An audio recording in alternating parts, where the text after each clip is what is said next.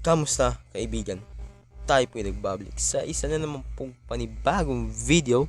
At ngayon ay andito tayo ngayon sa Ninyo Plays TV Game Interview 2024 Year 2. Year 2 na po tayo. So, matagal na rin since ginawa na natin yun mga March 3. And ngayon is March 3 na po. So, yeah, gagawin na natin. So, what's your name? My name is Angelo Nino P. Bula po. My name is Angelo Nino P. Bola. March 3, 2023. Yung araw po ngayon is March 3, 2024. Friday. Sunday, I'm 15 years old po. 16 or 15. Oh, 15 na ako. So, ewan ko ba kung sinabi ko 15 last year. So, 15 years old ako ngayon. 555. Subs ko, 794. Road to 800 na po. Kaya mag-subscribe na para bigyan ko yun ng malupitang timelapse. Ay, Siguro sa mga 6,000 guys. actually yung followers ko sa TikTok, 6,000 pa rin. Kasi di naman ako nag-upload minsan or kadalasan. Kasi nga busy nga ako sa mga ginagawa ko dito sa totoong buhay ng pagiging estudyante. Yeah. At marami pang ibang rason kung bakit ko o ako naging busy sa totoong buhay. Kaya di ako nag-upload palagi sa mga social media accounts ko. Yung followers ko sa FB is 1K yata. Ganun. Yung followers ko sa FB is 1,800 plus. Ganun pa rin, wala pinagbago, hindi nag 2K. So may bago ako account kasi which is na madi-disable na yung main account ko. Inayawan ko na lang. So yeah. Yung favorite content ko sa YT is yung content ko sa YT sa channel ko, yung yung survival series ko. Yung fave content ko sa YT is ang mga Minecraft contents ko like survival series and yung ibang mga ewan ko, pinagsasabi ko gago. So yung favorite ko talaga is yung survival series at mga Minecraft contents ko. So may bago pa, so may parating akong video. Ayan, baka maunahan pa tong video na to kasi sa pag-upload nito. So abangan nyo na lang. Yung most viewed ko is yung experimental. Di ko ina-expect yun na sasabog yun. Bali mga 500 views at 1,600. Kasi na-inspire na ako sa mga gumagawa ng vid like basta makalimutan ko na kasi Most viewed YT vid. Yung Skibidi Toilet with subtitles. Umabot sa 44,000 views at 500 plus likes. Ewan ko nga ba nag-blow up yun kasi nakikisabay lang din naman ako sa trend since yung Skibidi Toilet is popular that time in the late 2023. So kaya ako siya ginawa ng mga subtitles na mga inang cringe yan. ang favorite ko na YouTuber is si Kuya Slice, Bibuyog, Christian PH, Paulol, si MC Hero, at madami pang iba. Yung favorite YouTuber ko is si Kuya Sly at si Keeper. Pati na rin si Christian PH. Wala nang iba kasi loyal lang ako sa kanila. Hindi tulad sa iyo, loyal na nga, iniwan mo pa ako. Na joke lang gago. Ang pinaka-most ko nga favorite YouTuber ay si Kuya Sly talaga. Siya nag-inspire sa akin. At mostly, yung nag-inspire sa akin gumawa ng survival series is si Keeper. Keeper, yan yung channel niya. Siya nag-inspire sa akin paano gumawa ng survival series. Yung most favorite YouTuber ko talaga is si Kuya Sly at si Keeper. Kasi sila yung nagpapa-inspired sa akin gumawa ng videos. Sa Minecraft channel ko na Ninyo Plays TV, si Keeper talaga. Since nag-survival series naman ako dun. Tapos si Kuya Sly sa gaming channel ko. Ang nag-inspire talaga sa akin, si Kuya Sled, si Keeper. Dalawa. Pati na rin si Christian PH. Who is your inspiration? Yung inspirasyon ko, si Kuya Sly lang talaga. Sa paggawa ng mga videos at sa pag-thumbnail creation. Ni-inspired ako, at lalo na pala si Kuya Chris. Sila ang dalawa. Ni-inspired nila ako gumawa ng video. Kasi sila talaga nag-umpisa ng lahat nito. Kaya, naging inspirasyon ko sa ng dalawa at gumawa ko ng mga kakaibang videos dito sa channel na ito. Bali si Justin Bieber, yung bandang Ivy of Spades, Ace Banzuela, marami pang iba boys. Fave Singer Artist Band, Forbes Spades, and Orange and Lemons. Kasi nga, umiibig ako. Joke lang. Joke lang. Like, yung favorite country ko talaga noon, pagkabata ko hanggang ngayon, is Korea talaga. Favorite country? Walang pinagbago, Korea talaga. Yung dream ko sa life ko is maging successful sa YouTube. Alam niyo kung bakit ako nag-YouTube ngayon? Kasi na-inspire ako sa mga YouTuber na idol ko. Sila nag-inspire sa akin paano gumawa ng YouTube channel. Gumawa ng mga contents. Gumawa na rin ako ng channel since 2019 ata. Nag-start ako ng Roblox. Yung content ko. Wala pa yung edit eh. Nire-record ko sa Roblox tapos in-upload ko agad. Ganun. Tapos nalagyan ko na ng music sa YT. Galing sa YT para hindi ko makapiright. Hindi ko alam noon paano gumawa ng thumbnail pati pag-edit. Kaya dinire-regenerate ko sa pag-upload. So, yan. Diyan ako nag-start. English muna ako bago ako mag-Tagalog. Nag-Tagalog ako nung nag-start ako ng SMP. Yung SMP nag-inspire sa akin, yung Kadacraft. Sila ang una ko nakita sa YouTube eh. Yung SMP na Minecraft. Magandang content yung Kadacraft eh. Ganun. So, ayun. Doon ako na-inspire. Dream in your life. Ang magiging successful na YouTuber at makapagtapos ng pag-aaral. Yun yung pangarap ko talaga sa buhay. Okay, so paano ko ba nahanap yung Niniplease TV ko na pangalan, okay? So, una, nakuha ko siya yung place kay Preston Place ata doon. Doon ko na kita eh. So, sinunod ko, sininyo ko pangalan. Sinabay ko na rin yung TV pa. Yung TV. Yung nakita ko sa TV namin. TV. So, TV. Nilagay ko. Yun yung TV. Ganun. And, doon ko nakuha yung aking pangalan. So, paano ko ba nga nakuha yung aking YouTube name? In-explain ko na yun sa previous video ko sa interview. Preston Plays, tapos Nino, tapos yung TV. Kung may TV kami doon ko na lang inisip. Nino Plays TV. What grade level are you now? Actually, grade 9 po. What grade level are you now? Grade 10. Do you have a job? Wala po. Hindi po ako working student. Do you have a job? Wala po. Wala. Hindi po ako working student. Single po. Hindi po muna ako magkaroon ng mga bebe muna. Crush lang. Pwede. Relationship status. Single. Kung balak mo, pumasok sa buhay ko, pumasok ka. Kasi mahal kita. Hindi, joke lang. Yung paborito ko is headphone talaga. Headphone ng mga cellphone. Yan yung paborito ko since pagkabata. Favorite thing, headphone, and gaming chair at PC.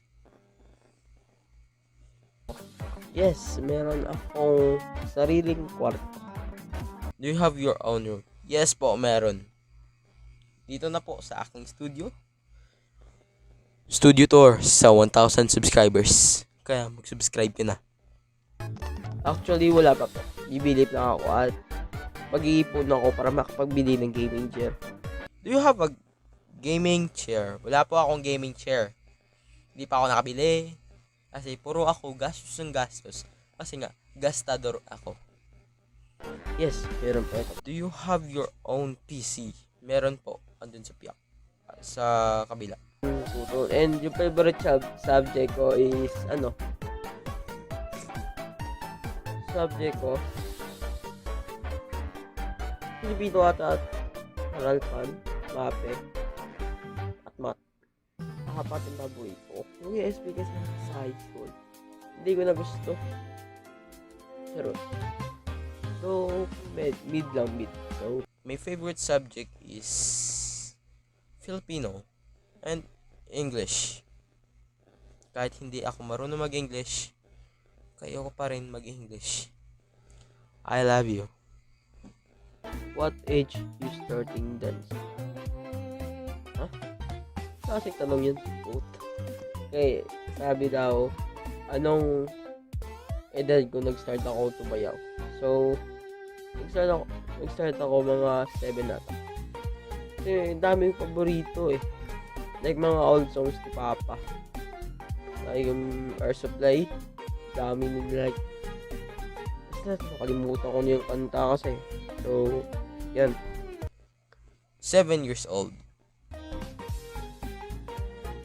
Ginawa ko yung YouTube channel ko 5 years ago. 2019. 5 years ago na eh. Tagal na. 2019 May. Una sa lahat, yung dream ko is maging successful na YouTube. My dream talaga is magiging successful na YouTuber at makapagtapos sa pag-aaral kasi nga gusto kong maihawon sa kahirapan yung pamilya ko. Kaya nga gumagawa ako ng videos ngayon kasi yung iba sumasahod na. So kaya yun, sinumulan ko na para makasahod na din ako at makatulong ako sa pamilya ko. Kasi nga ayoko sa mahirapan at gusto kong makusuklian ang kanilang paghihirap sa akin. Kaya nga magtatapos ako ng pag-aaral ngayon. I-describe ko yung channel. Una sa lahat, yung channel ko inspired sa ibang YouTubers. Kay... Basta nakalimutan ko kasi hindi ako inspired sa una. Okay? Una sa lahat, yung channel ko inspired kay Keeper at kay Kuya Sly. Yung kay Keeper, inspired ako kay Keeper sa main channel ko na Ninyo Plays TV, which is yung Minecraft channel ko.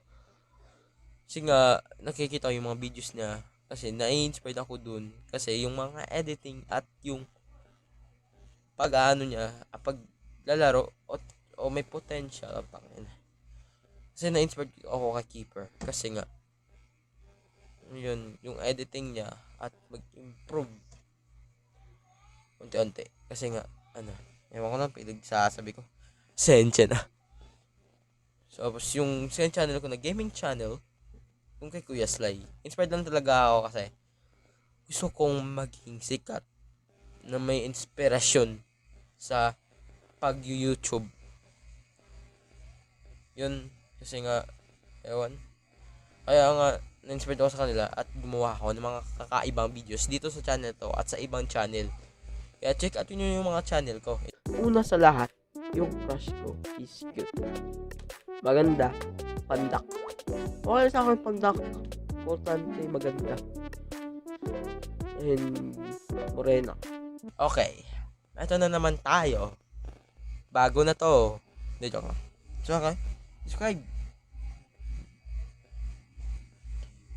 May bang singkit ang ganda. Tapos ayoko na ga. Ito, yung mga tanong na to galing kay Romer Page. Salamat sa iyo. So, ito. Throughout to your YouTuber journey, ano yung nangyari sa journey mo as a content creator? Yung nangyari sa pagiging YouTube journey ko dito sa larangan ng YouTube is mga magagandang bagay na nangyayari sa channel ko. Nung una sa lahat, madaming views. Yun talaga nakaka-motivate sa akin palagi. Yung pangalawa, yung subscribers. Yung pangatlo, supporters. Pareha lang yung dalawa, di ba? Yung supporters, nagaganahan talaga ako gumawa ng mga videos kung may mga supporters ka. Kasi nga sila ang sumusubaybay sa'yo para hindi mo sila, para ma-entertain mo sila sa mga video mo. Kaya ganun ako, nakaka-motivate palagi kasi may mga nagsusuporta sa akin at kayo yun. At salamat. Thank you. How did you manage to survive difficult challenges in your life? Well, ito yung pinakamahirap sa lahat.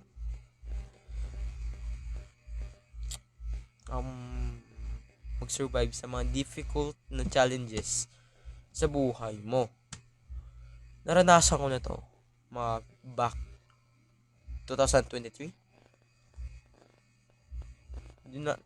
Dumanas ako ng mga kakaibang hindi ko ma-explain guys. Hindi ko lang talaga maano. Basta ang kailangan mo lang dun is wag ka man mga sinasabi sa kung may mga sumasabi man sa iba na wag kang magpatuloy sa content mo. Basura lang naman 'yan. Tayo na mo, ang pangit naman ng taong 'yan, wag niyo na isuportahan 'yan. Nakatanggap na din ako ng mga compliments na ganyan. At ayun, nakasira sa aking pagkatao. Kaya nag-stop ako upload 1 month. Tapos nag-continue naman tapos ng 1 month. Kasi nga, ayun, daming difficult sa buhay. Lalo na may mga family problems ka. Ganun.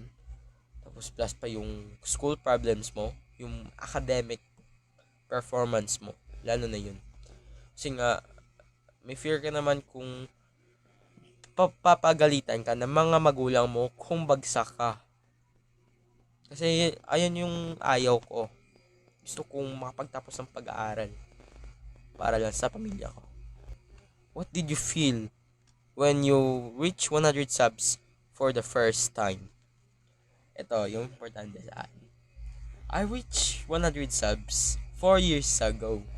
Or 5 years, 2020 yata o 4 years. 2020. I was like, oh my god! Ang saya-saya ko guys, meron akong 100 subs. At pinagyayabang ko yun sa mga kaklase ko. Kaya nga, ang saya-saya ko noon. Kasi nga, yun yung talaga ang pinakamasaya sa buhay ko. Ang maka 100 subs. At ngayon, gusto ko na magka 1,000 subscribers. Kasi nga, gusto ko pagpatuloy yung journey ko as a content creator. At gusto ko i-entertain kayong lahat. Ayaw ko kayong bibiguin, kaya pagpapatuloy ko to. Salamat sa additional questions, Romer, or sa interview na to. Shout out sa kanya. Bisitahin nyo yung channel niya. Maraming mga gandang videos na ginagawa niya. So, check out his channel. At yun, salamat sa pagsubaybay sa akin hanggang sa taon na ito. Kaya hindi ko kayo bibiguin pa. Okay, so let's reach 1,000 subscribers, guys. So, yun. I'm happy na kasi pinapasaya ko kayo sa bawat video ko. At hindi ko kayo bibiguin. Promise yan. So, ayun. Year 2. Ninja Plays TV. Ninja Plays TV interview 2024. Year 2. Oh my God! Next year. Year 3 na. So, ayan lang muna. Hanggang sa muli.